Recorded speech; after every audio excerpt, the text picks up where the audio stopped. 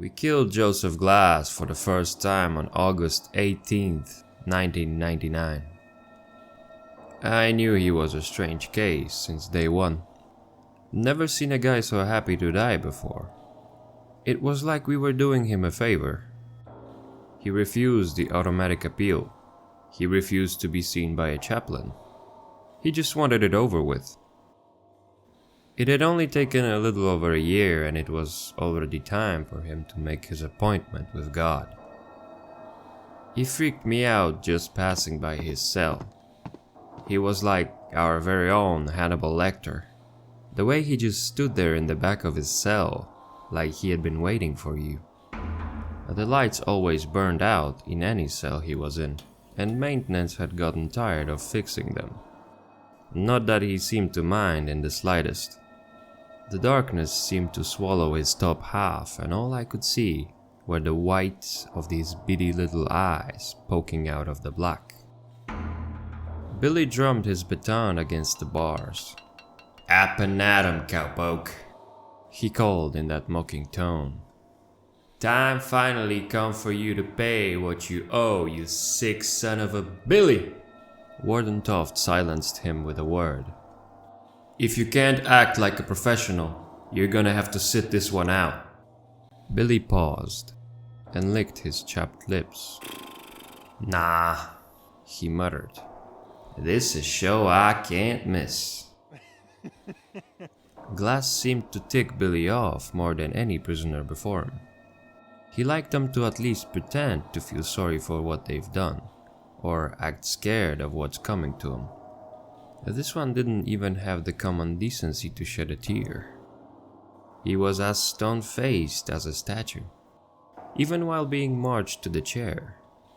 Billy liked to joke sometimes that we ought to take the guy out back with some car batteries and really put the fear of God into him, get him to cut out that stoic act. I think he was only half joking. After what he did to those girls, well, Billy has a daughter, so I guess it struck a chord. We all watched him fry. The warden, his closest men, the thin-faced man representing the commissioner of corrections, the prison physician, the families of those poor girls. It couldn't have gone more by the book. Only oddity I had noticed at the time was that the stench of death never quite left the clothes I had worn that day. And then the next morning, we came into work to see the whites of those beady little eyes staring at us from the darkness again. "Good morning, sirs," he said, just as he did every morning, in that airy, hoarse little voice. I'll admit it, I dropped everything I was carrying, stumbled back, stammered like a confused child. Hell, I almost screamed. You're not supposed to be..." "I don't know what you mean, sir." He leaned in like he was trying to stir a hole through my chest. His tone almost sounded disappointed. "You never came for me. You promised me that yesterday would be the end, sir. But you never came. I waited all night long. Why did you lie to me?" Me and Taft looked at each other. We both had the exact same question on our minds. If Glass was alive, who the hell did we roll into the morgue last night? "Jesus Christ!" Taft gagged when he pulled back the cadaver cover, stumbling away. "It's Billy." I looked. I know I shouldn't have, but I couldn't help it. And I'll be forever haunted by the sight of my friend lying there on his back, mouth agape and cloudy eyes staring into the ceiling, open wide as if he had spent his last moments in a state of terror. The public never found out what happened. The cover-up story was that the poor Billy had been taken by cardiac arrest. Internally, it was a scandal to end all scandals. Worst case of incompetence and negligence in history, they called it. They brought down the hammer on anyone even tangentially involved. Me and Taft were out on our ears, and they would have prosecuted us too, but that would have required admitting it ever happened. But I just could never wrap my head around it. Of those dozens of witnesses, not a single person noticed we were strapping a guard to the chair and not an inmate. It was impossible to the point of absurdity. Glass had been the man in the chair. I had never been more certain of anything in my life. Some months later, I noticed power flickering off all over the city one evening. It was brief, so I thought nothing of it. At least until I got a call from a familiar number the very next morning. I understand you were one of the staff who regularly worked with one Joseph Glass. We would like to consult with you about an evolving situation. Huh? At 7 p.m. yesterday, we attempted the execution of Joseph Glass for the second time. There was a long pause, and when the voice returned, the professionalism had melted away, replaced with a baffled anxiety. And, well, it didn't work. I blinked.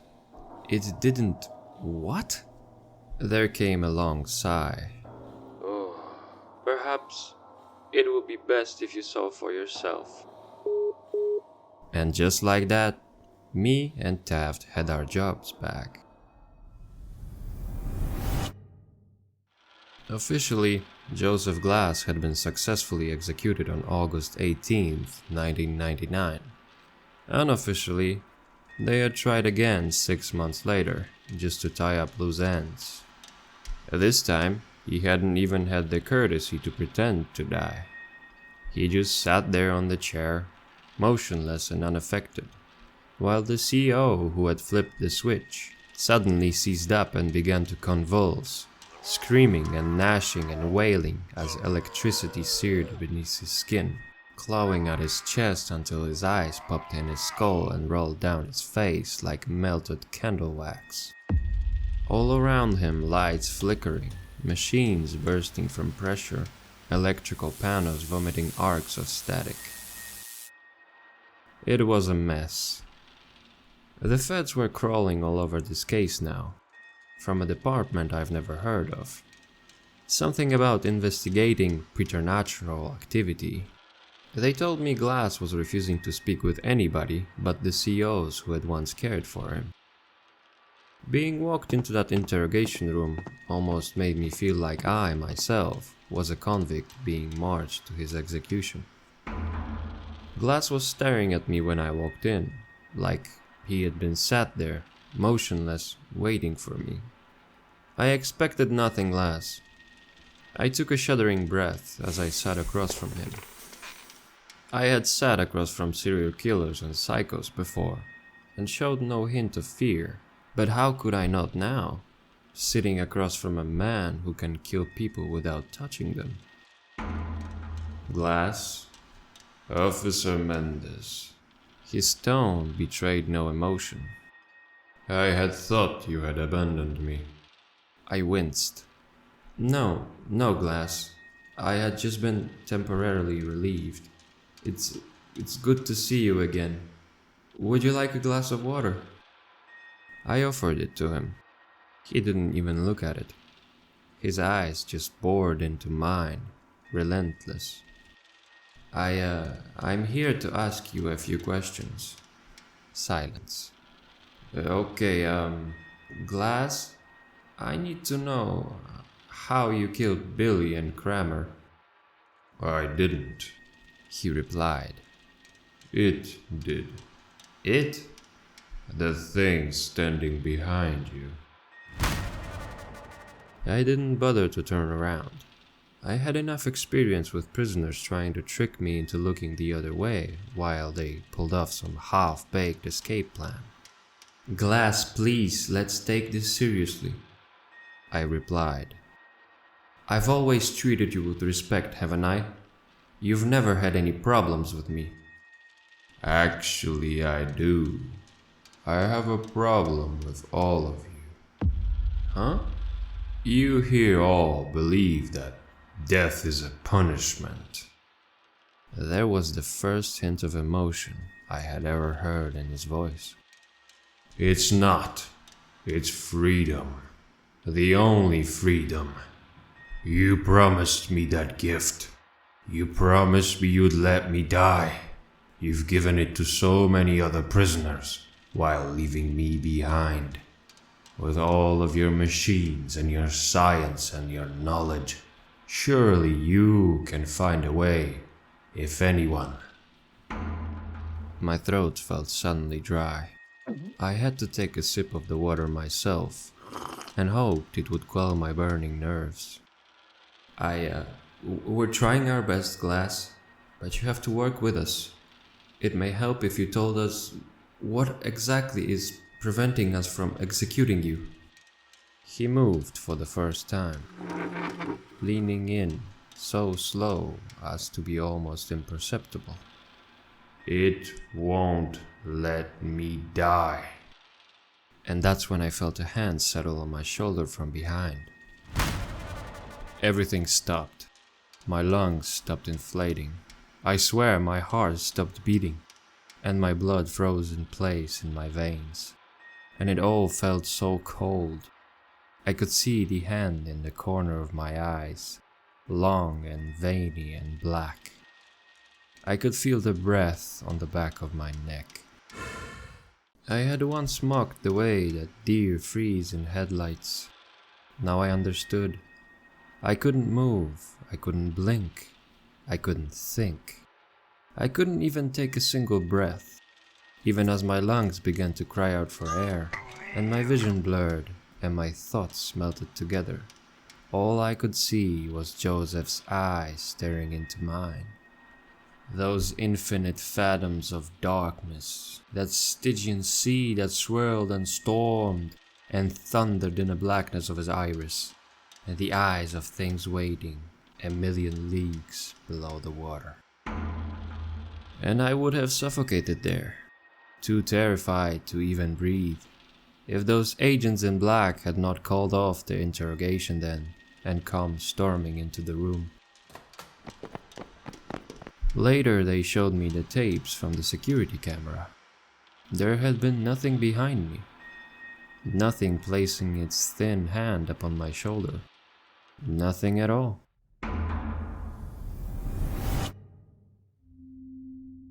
On May 7th, 2001, Glass was said to be executed for the third time, via hanging, or so I heard, in some government black site somewhere, far from prying eyes. While it was said to happen, me and Taft were sharing glasses of scotch in his office, nominally to celebrate, really because we were scared. Taft always struck me as young at heart despite his years. But this was the first time the warden had ever looked truly, properly old. He watched the yard below as he had a drink. Did I ever tell you why I chose this line of work, Mendes? I shook my head and he sighed. Back in '63 they found a woman's body in the back seat of a burnt-out car, in some state park near my neighborhood. A prostitute. One of her Jones had chopped her up, burned all the evidence. And you know what got me, Mendes? Nobody cared.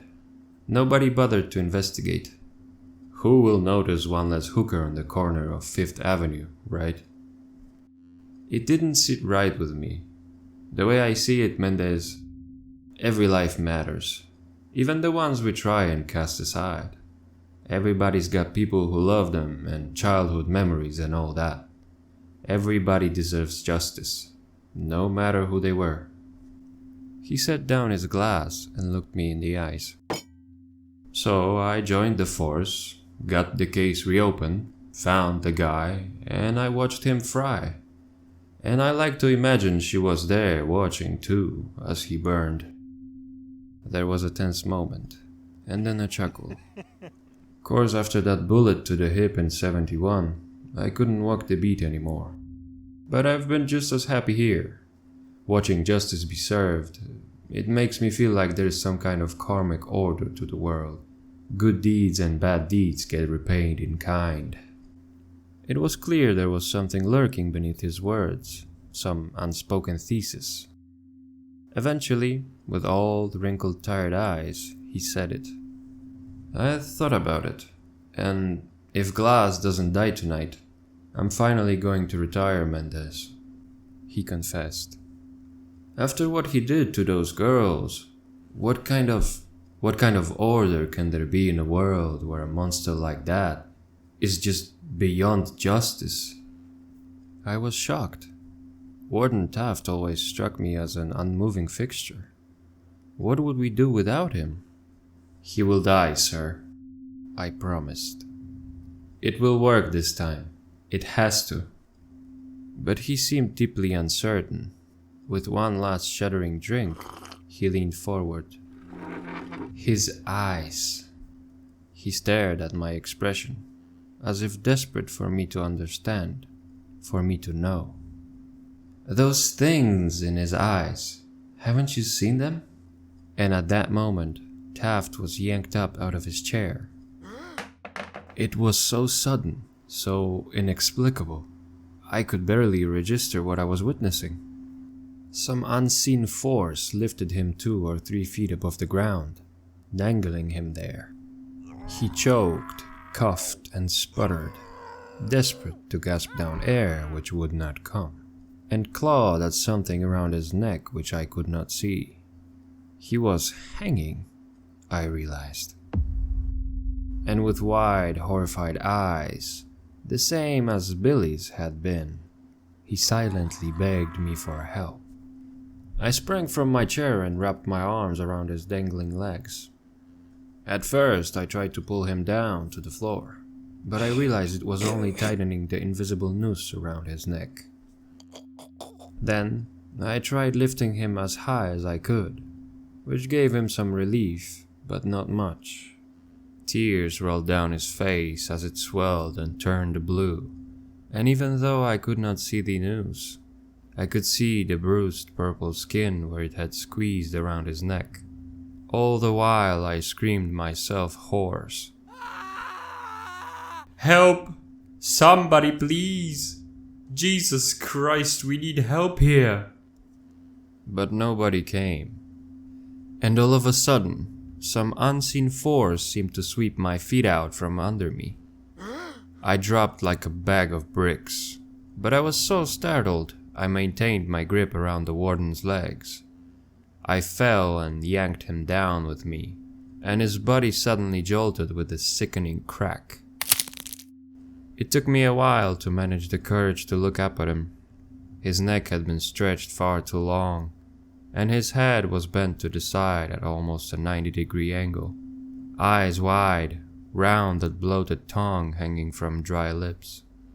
And then whatever force had suspended him disappeared, and his body fell upon me, while I screamed and screamed.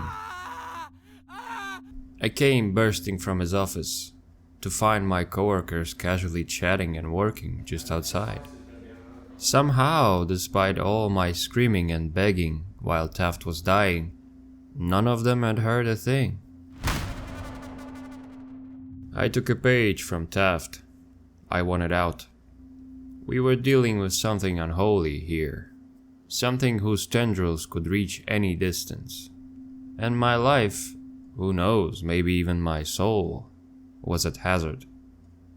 But the agents in the sharp suits made one thing clear. If I refused to cooperate, well, I would make the perfect scapegoat for the murder of Warden Taft.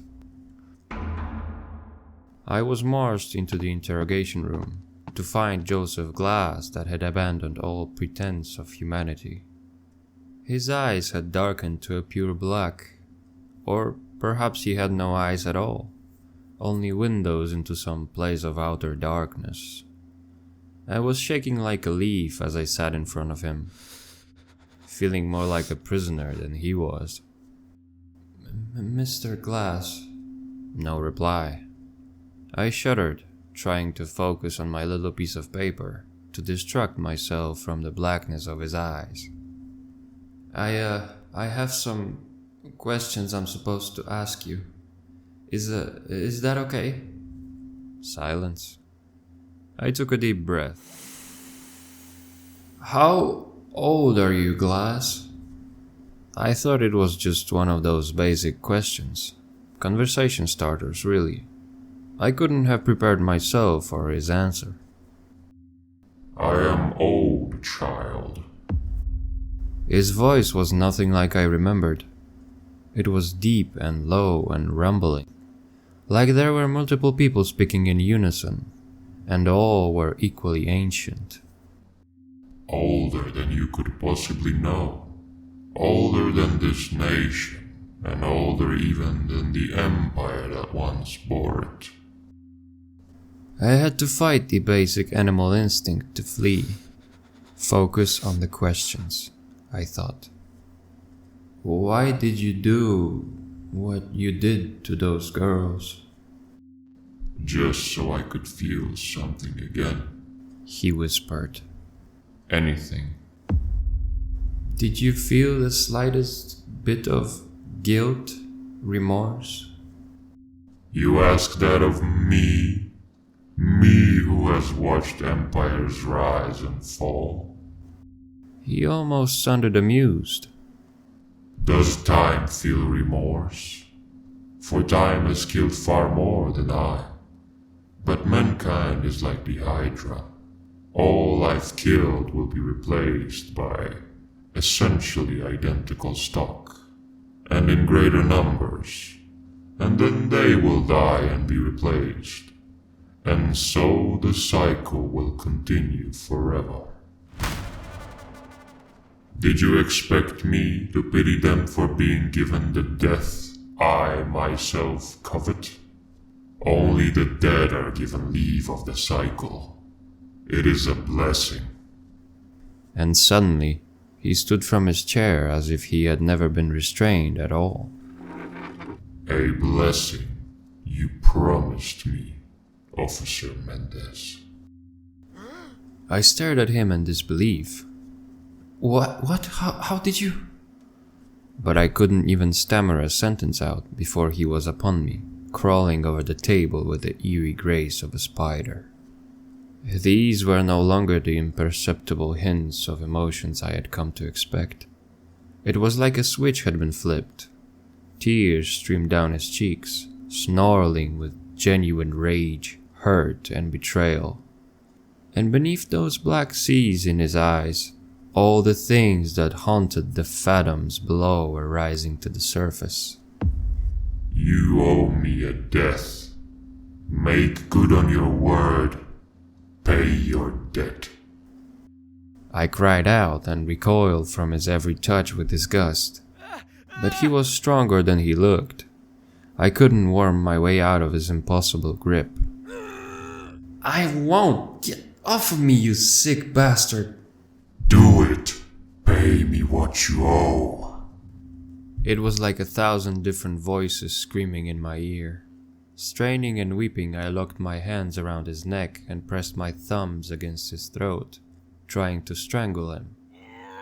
But instead, I could just feel that grip upon my own neck, squeezing the life out of myself as my lungs burned for air. Yet I kept pressing harder and harder, as if hoping I might somehow break through whatever unholy force was protecting him.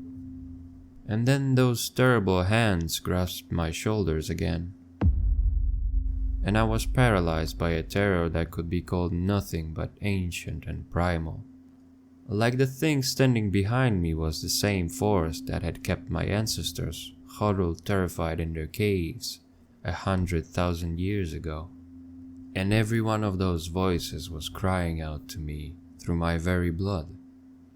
And it pulled me from my chair, threw me as though I were weightless, and the next thing I knew, I was waking up in the infirmary. Once more, none of this was captured on a security camera. In the footage, I just enter the room and have a seat with a strange, almost robotic movements. And then the both of us just sit there, staring at each other, without speaking, without moving, without blinking. for an hour. After this, Joseph Glass entered a catatonic state, and from then on refused to converse with even me. Now that my usefulness had ended, the agents discarded me like yesterday's trash. Don't even seem to care if I tell anyone. Who would believe me? I thought I had gotten lucky, that my nightmare was over. I couldn't have been more wrong. Go sorting through any public records, and you won't find a single mention of the name Joseph Glass. They have squirreled him away in that off-the-book black site, and scrubbed away every other trace of him. I would say he had been unpersoned, if indeed he could ever be called a person at all. But they're still trying every execution method in the book. I don't know quite why. Maybe it's for research. I'm sure the US military would love to find a secret to making its men as unkillable as Glass. And besides, they're not the ones who have to deal with the consequences. On June 3rd, 2005, they tried a firing squad. I know this because me and my wife were out on our second honeymoon, slowly dancing by the lake at night to our favorite song, when I felt a wetness against my chest. I looked down to see her eyes as grey and as dull as a foggy glass, and her chest shredded to Swiss cheese by rounds that made no sound. On December 23rd, 2012, they've tried lethal injection. That was the day they found my son's car wrapped around a tree, and baffled coroners discovered that he was dead before the accident even occurred. His bloodstream was polluted with pavilon and potassium chloride. It's been years since I have isolated myself from everyone I knew, hermiting away in this cabin out in the middle of nowhere. And yet the stench of death still follows me. Just a couple years ago, I found a news report mentioning my nephew. Apparently he had been found completely exsanguinated. His veins emptied utterly despite no signs of a struggle. God knows what kind of arcane methods of execution they're trying by now. He's not going to let me walk away from this. Not while I still owe him a debt. But I've been doing some research too. Research into those untold legions of things I witnessed staring up from that blackened sea in Glass's eyes.